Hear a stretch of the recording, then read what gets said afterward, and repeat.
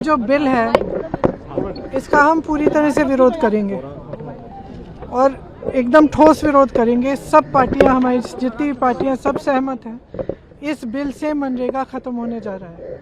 आप किसी भी तरह से इसको देखें और जो समझदार आदमी है, जो ये 100 दिन से 125 दिन वाला जो है, ये चालाकी है।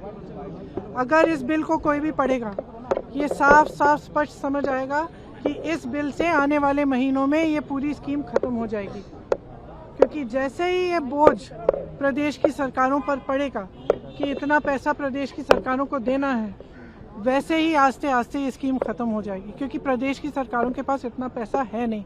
ख़ास तौर से जो प्रदेश जिनमें सबसे ज़्यादा इस स्कीम की ज़रूरत है, और ये सबसे गरीब जो हिंदुस्तानी है, गरीब से गरीब जो हमारा भारतीय नागरिक है, जिसको कुछ नहीं मिलता, कम से कम ये 100 दिन का जो रोज़गार था उसका सहारा था, कोविड के समय भी सहारा था, मुश्किल से मुश्किल परिस्थितियों में सहारा रहता है। मैंने पहले भी कहा, जैसे दूर से दिख जाता है कि मनरेगा का कौन है श्रमिक, तो ये एकदम श्रमिकों के खिलाफ है, मजदूरों के खिलाफ है, गरीबों के खिलाफ है, और इसका हम सख्त से सख्त विरोध करेंगे। We are unhappy about that for various reasons. It really takes out the heart of the entire Mahatma Gandhi Rural Employment Program.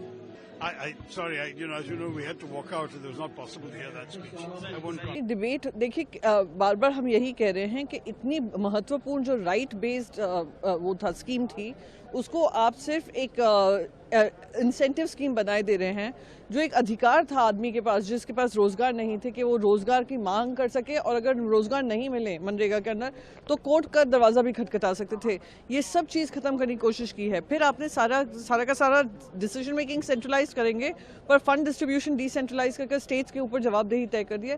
तो ये डिसीजन जो होना था, वाइड बॉडी कंसल्टेशन होना चाहिए था, स्टेक होल्डर कंसल्टेशन होना चाहिए था, फिर आना चाहिए था। आनन फानन में लाया गया है, रातों रात लाया गया है, रातों रात पास कराया गया है। लोकसभा में आपने उसका ऑपोजिशन देखा। चलिए, महात्मा गांधी जी से तो आपको चिढ़ है, कुंठा है, सब जानते हैं, पर गरीब इंसान से क्या चिढ़ है आपको कि इस राइट बेस्ड कानून को खत्म करने का कोशिश हो रही है। तो हम कोशिश पूरी करेंगे, पर क्योंकि आज आंकड़े उनकी तरफ ज्यादा हैं, उनके अलायंसेस भी आंख बंद कर उनके साथ अग्रीमेंट में हैं, यही एक शर्मनाक इतिहास रचा जाएगा। नहीं, उन्होंने ना बजट बढ़ाया है, 100 का 125 दिन कह रहे हैं, पर यह भी कहा है कि जब सोइंग सीजन हो, फार्मिंग सीजन हो, एग्रीकल्चर सीजन हो, उस समय काम नहीं कर सकते हैं, और अगर डिमांड से ज़्यादा डिमांड ज़्यादा हो और जितने एलोकेशन है उससे ज़्यादा हो, वो सारा का सारा राज्य सरकार भरपाई करेगी, और नॉर्मेटिव क्या होगा, मेजर्स क्या होंगे, वो भी केंद्र सरकार ही डिसाइड करेगी। तो ये क्लियरली वन साइडेड बिल है, जहाँ सेंट्रलाइज्ड पावर है पर डिसेंट्रलाइज स्ट्रक्चर है, और जो बेसिकली हर राज्य सरकार में अगर आप देखेंगे, ऐसी भारतीय जनता पार्टी ने शुरुआत की है। लाडली बहन योजना शुरुआत की मध्य प्रदेश में, लाड़की बहन योजना शुरू की महाराष्ट्र में, फिर ओडिशा में लेकर गए, फिर हरियाणा में लेकर गए, फिर अभी बिहार में लेकर गए हैं। तो फिस्कल डेफिसिट हर स्टेट का इतना वाइड हो चुका है। मैं खुद महाराष्ट्र से आती हूँ, 7.5 लाख करोड़ होता था, 9.5 लाख करोड़ हो गया, which goes against the RBI guidelines also.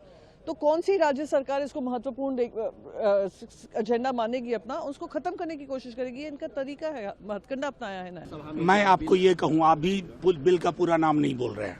उसका नाम है VG राम जी, और माननीय मंत्री महोदय को भी स्पष्ट देख करके बोलना पड़ रहा था। मैंने कहा कि ये पहली बार तुकबंदी देख रहा हूँ, जिस तुकबंदी में अंग्रेजी और हिंदी को मिला के तुक बनाया गया, इसलिए बहुत ही बेतुका लगता है। मैंने एक और बात कही, राम के नाम से कोई आपत्ति नहीं, लेकिन राम का नाम लगा करके कुछ लोग अपने कारनामों से जेल में हैं, कुछ लोग फांसी पे भी चढ़े हैं इस देश में। वो नहीं, महत्वपूर्ण है कि मुद्दे पे बात कीजिए कि एक demand driven program command driven हो गया। मुख्य कानून छ, राजा की इच्छा होगी तो ब्लैकआउट हो गया, राजा की इच्छा होगी तो, लोकतंत्र है ना भाई। आर्टिकल 41 से डिराइव था हमारा ये मनरेगा की पूरी योजना, अब उसके स्पिरिट को कत्ल कर रहा है, जिसके कारण अभी भी वहाँ कई महिलाएं बांझ होती हैं, कई बच्चे का सर टेढ़ा, हाथ टेढ़ा, कहीं स्किन कैंसर, लंग्स कैंसर, तरह तरह की विकलांगता आती हैं। तो यूरेनियम से खेल अच्छी बात नहीं है, क्योंकि वहाँ के आदिवासी कहते हैं कि यूरेनियम एक जहरीला सांप है, जिसको ज़मीन के अंदर से निकालोगे तो तुम्हें ही डस लेगा। तो ऐसे यूरेनियम और इस सब के बिना तो आप जानते हैं कि रेयर अर्थ मिनरल्स जो हैं उसके द्वारा ही न्यूक्लियर रिएक्टर चल सकता है।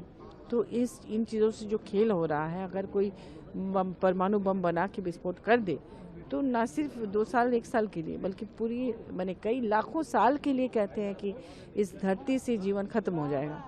सूरज की रोशनी नहीं पहुंचेगी, सारे आपके इंटरनेट वगैरह सब खत्म हो जाएंगे, इंसान मर जाएंगे, वनस्पति पेड़ पौधे कुछ नहीं रहेगा। तो ऐसे खतरनाक बिल को इतनी आसानी से लोग पास कर रहे हैं क्योंकि इनके पास मेजोरिटी है। हमने आज बहुत रिक्वेस्ट किया, मैंने चूंकि इस पर रिसर्च किया है, मेरी किताब है जो JNU से साउथ तक के 25-30 यूनिवर्सिटीज़ में उस पर MPhil PhD डिलीट हो चुका है। मैं आदिवासियों पर रिसर्च की हूँ और उनके आधार पर बोल रही हूँ कि ये बिल बहुत खतरनाक है, इसे पारित ना किया जाए, इस पर विचार विमर्श होना चाहिए।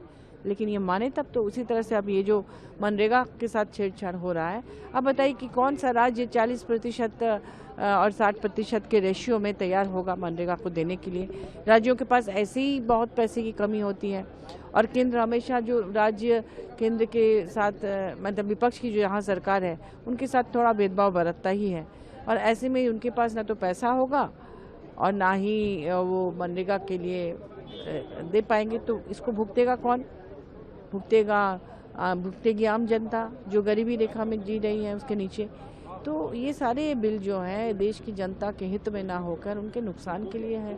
इस पर पता नहीं क्यों नहीं समझ में आ रहा है कौन इन बिल को बनाता है, कौन अपनी बुद्धि देता है। आप कह रहे हैं कि हमें इलेक्ट्रिसिटी चाहिए, रिन्यूएबल एनर्जी से आप इलेक्ट्रिसिटी की भरपाई कीजिए ना, वो कम से कम इतना खतरनाक तो नहीं है ना।